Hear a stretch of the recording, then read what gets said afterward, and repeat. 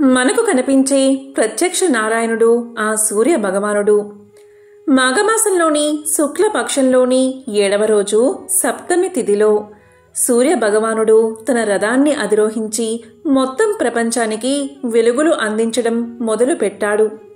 అందుకే దీనిని రథ సప్తమి లేదా సూర్య జయంతి అని పిలుస్తారు. అంతేకాదు, ఈ రోజున సూర్య భగవానుడి పుట్టినరోజుగా కూడా జరుపుకుంటారు.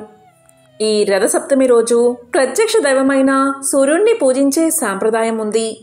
ఈ రోజున తెల్లవారుజామునే నదీ స్నానం చేయడం చాలా ముఖ్యమైనది. సనాతన ధర్మ విశ్వాసాల ప్రకారం రథ సప్తమి రోజున పవిత్ర నదుల్లో స్నానం చేయడం వల్ల వ్యాధుల నుంచి ఉపశమనం లభిస్తుంది, ఆరోగ్యం మెరుగుపడుతుంది, ఆరోగ్యం బాగుంటుంది. అందుకే దీనిని ఆరోగ్య సప్తమి అని కూడా పిలుస్తారు. ఈ సంవత్సరం అంటే 2024వ సంవత్సరం రథసప్తమి ఫిబ్రవరి 16న వచ్చింది. ఈ రోజు నుంచి సూర్యరథం దక్షిణాయనం నుంచి ఉత్తరాయణం దిశగా ప్రయాణిస్తుంది. సూర్యుడు మొత్తం 12 రాశుల్ని చుట్టి రావడానికి ఏడాది సమయం పడుతుంది. ఒక్కో నెల ఒక్కో రాశిలో సంచరిస్తాడు సూర్యుడు. అదితి కశ్యప దంపతులకి సూర్య భగవానుడు జన్మించిన రోజు ఇది. అందుకే దీన్ని సూర్య జయంతి అని పిలుస్తారు. ఈశ్వరుడు సప్తమి రోజునే సూర్యుణ్ణి సృష్టించాడు. అందుచేత ఈరోజు సూర్య జయంతిగా రథసప్తమిగా జరుపుకుంటారు. సూర్యుడు లేనిదే ప్రాణికోటి లేదు.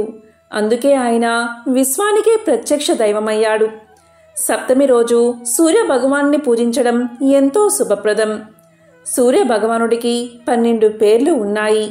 అవి ఏంటి అంటే మిత్ర, రవి, సూర్య, భాను, ఖగ, పూష, హిరణ్య గర్భ, మరీచి, ఆదిత్య, సవిత, అర్క, భాస్కర. అందుకే సూర్యుణ్ణి ద్వాదశాత్మకుడు అని పిలుస్తారు. ఈరోజు అరుణోదయ వేళ చేసే స్నాన, జప, అర్ఘ్య ప్రదాన, తర్పణ దానాదులన్నీ అనేక కోటి రెట్ల పుణ్యఫలాన్ని, ఆయురారోగ్య సంపదలను కలిగిస్తాయి. రథసప్తమి అంటే సూర్యుడికి ఎంతో ఇష్టమైన రోజు. ఈరోజు సూర్యుడి పుట్టినరోజు. ఈరోజు 7 గుర్రాల మీద సూర్యుడు సంచరిస్తూ ఉంటాడు. సూర్యరథానికి ఉండే 7 గుర్రాలు 7 వారాలకి 12 చక్రాలకి 12 రాసులని భావిస్తూ ఉంటారు. గాయత్రి, త్రిష్ణువు, అనుష్టుపు, జగతి, పంక్తి, బృహతి, ఉష్ణిక్కు అనేవి సూర్యుడి గుర్రాల పేర్లు. మేషం నుంచి మీనరాశి వరకు సూర్యుడు సంచరించేందుకు ఏడాది కాలం పడుతుంది.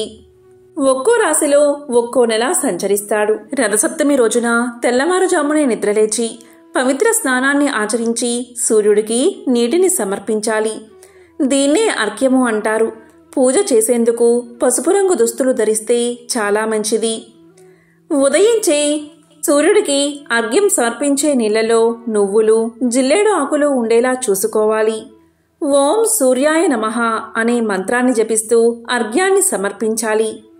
బ్రాహ్మీ ముహూర్తంలో నిద్రలేచి స్నానాన్ని ఆచరించి సూర్యుడికి నీటిని సమర్పించడం వల్ల సూర్య భగవానుడి ఆశీస్సులు మీకు లభిస్తాయి.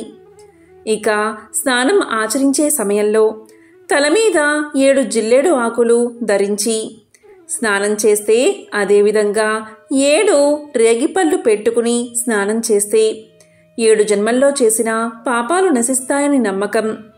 జిల్లేడు ఆకులకి అర్కపత్రము అని పేరు. సూర్యుడికి కూడా అర్క్యుడు అనే పేరు ఉంది.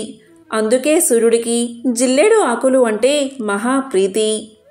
ఈరోజు తులసి కోట వద్ద ఆవు పేడతో అలికి పసుపు కుంకుమలతో అలంకరించి ముగ్గులు పెట్టి ఆ ముగ్గు మీద గోపిడకలను కుంపటిగా అమర్చి దానిమీద పసుపుతో అలంకరించిన కొత్త గిన్నె పెట్టి అందులో ఆవు పాలతో పొంగలి వండాలి.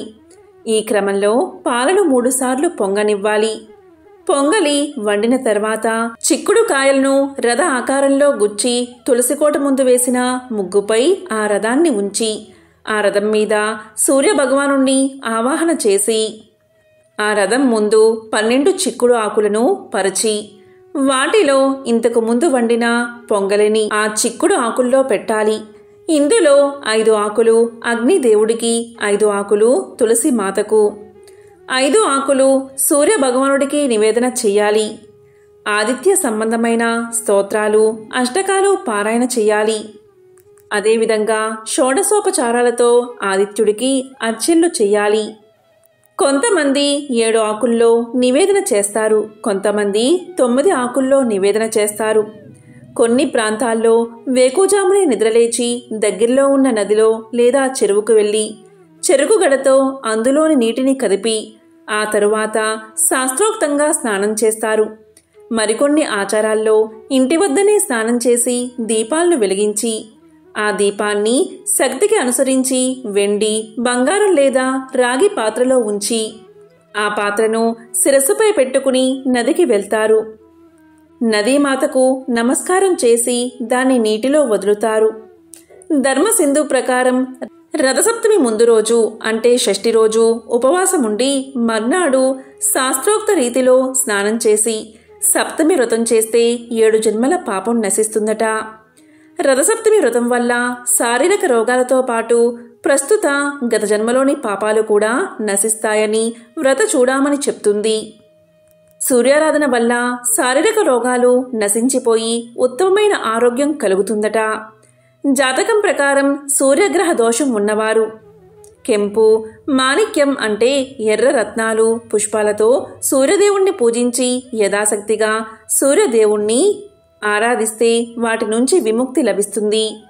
ఈరోజు జిల్లేడు ఆకులు, బదరీ ఫలాలు అంటే రేగిపళ్ళు, గరికపోచులు, చందనం కలిపిన అక్షింతలతో సూర్యభగవానుణ్ణి పూజించాలని, ఆ తరువాత నువ్వుల పిండితో చేసిన అప్పాలను నివేదన చెయ్యాలని, అనంతరం శక్తిని అనుసరించి బ్రాహ్మణులకు దానాలు ఇవ్వాలని నిర్ణయ సింధు చెప్తుంది.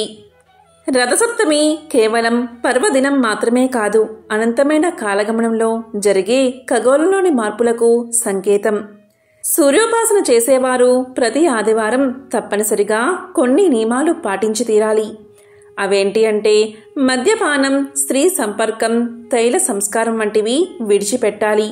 అసత్యం పలకకూడదు, కోపం పనికిరాదు, హారాలు ధరించకూడదు, మంచం మీద శయనించకూడదు, బ్రాహ్మణ, గో, మనుష్య, దేవతానింద అస్సలు చేయకూడదు. మరి ఎంతో విశేషమైన ఈ రథసప్తమి ఎప్పుడు వచ్చిందో ఇప్పుడు తెలుసుకుందాం. సప్తమి తిథి ఎప్పుడు మొదలైంది అంటే ఫిబ్రవరి 15వ తేదీ ఉదయం 10:12 మొదలై ఫిబ్రవరి 16వ తేదీ ఉదయం 8:54 ముగుస్తుంది. ఫిబ్రవరి 15వ తేదీ సూర్యుడు ఎక్కువ సమయం ఉన్నప్పటికీ అంటే సప్తమి తిథి ఎక్కువ ఉన్నప్పటికీ ఫిబ్రవరి 16వ తేదీనే రథసప్తమి. ఎందుకు అంటే రథసప్తమికి అరుణోదయ సమయానికి సంబంధం ఉంది. అరుణోదయ కాలము అంటే సూర్యోదయానికి 4 గడియల ముందు సమయం. గడియ అంటే 24 నిమిషాల కాలం. 4 గడియలు అంటే 1 గంట 36 నిమిషాల సమయం. ఆ ముందు ఉన్న సమయాన్ని అంటే సూర్యోదయం ముందు 1 గంట 36 నిమిషాల సమయాన్ని అరుణోదయ కాలము అంటారు. ఈ అరుణోదయ సమయం తెలియాలి అంటే సూర్యోదయం ఎప్పుడో మనకు తెలియాలి. ఫిబ్రవరి 15వ తేదీ సూర్యోదయ కాలంలో సప్తమి తిథి లేదు. అందువల్ల ఫిబ్రవరి 15వ తేదీ రథసప్తమిగా జరుపుకోకూడదు. ఇక ఫిబ్రవరి 16వ తేదీ సూర్యోదయ సమయం వచ్చేసి ఉదయం 6:33 ఉంది. దీని ప్రకారం అరుణోదయ శుభకాలం వచ్చేసి ఉదయం 4:54 నుంచి 6:33 వరకు ఉంది. మొత్తం కాలం 1 గంట 39 నిమిషాలు. కాబట్టి ఫిబ్రవరి 16వ తేదీ సూర్యోదయ సమయంలో సప్తమి తిథి ఉంది కాబట్టి ఈరోజే రథసప్తమిగా జరుపుకోవాలి. రథసప్తమి రోజున కొన్ని పరిహారాలు పాటిస్తే సూర్యస్థానం బలపడుతుంది. ఈరోజు పొరపాటున కూడా ఉప్పు తినకండి. అలాగే ఉప్పు దానం చేయడం శుభప్రదంగా పరిగణిస్తారు. నదిలో నువ్వుల నూనెతో దీపం వెలిగించి వదిలితే మంచిది. ఇలా చేయడం వల్ల వైవాహిక జీవితం సంతోషంగా ఉంటుంది. బెల్లంతో చేసిన పరమాన్నం సూర్యుడికి నైవేద్యంగా సమర్పిస్తే చాలా మంచిది. ఈరోజు మీకు వీలైతే పప్పు, బెల్లం, రాగి, గోధుమలు, ఎరుపు లేదా నారింజ రంగు వస్త్రాలను దానం చేయండి. రథసప్తమి ముందు రోజు అంటే షష్ఠి రోజు రాత్రి ఉపవాసముండి మర్నాడు ఉదయం సూర్యోదయానికి ముందుగానే స్నానం చెయ్యాలట. స్నానం చేసేటప్పుడు మగవారు 7 జిల్లేడు ఆకులు, ఆడవారు 7 చిక్కుడు ఆకులు తలపై భుజాలపై ఉంచుకుని ఈ మంత్రాన్ని చదువుతూ స్నానం చెయ్యాలట. జననీం త్వం హి లోకానాం సప్తమి సప్త సప్తికే సప్త వ్యాహృతికే దేవి సమస్తే సూర్య మాతృకే. సప్తాస్యములు గల ఓ సప్తమి, నీవు సకల భూతములకును లోకములకును జననివి, సూర్యుడికి తల్లివైన నీకు నమస్కారము అని ఈ మంత్రం అర్థం. సప్తమి నాడు ఆవు నెయ్యితో దీపారాధన చేయడం చాలా శ్రేయస్కరం. కాబట్టి ఎంతో విశేషమైన రథ సప్తమి రోజు ఇటువంటి పరిహారాలు పాటించి సకల శుభాలను పొందండి. ఓం సూర్యాయ నమః. ఓం నమః శివాయ. ఓం నమో నారాయణాయ.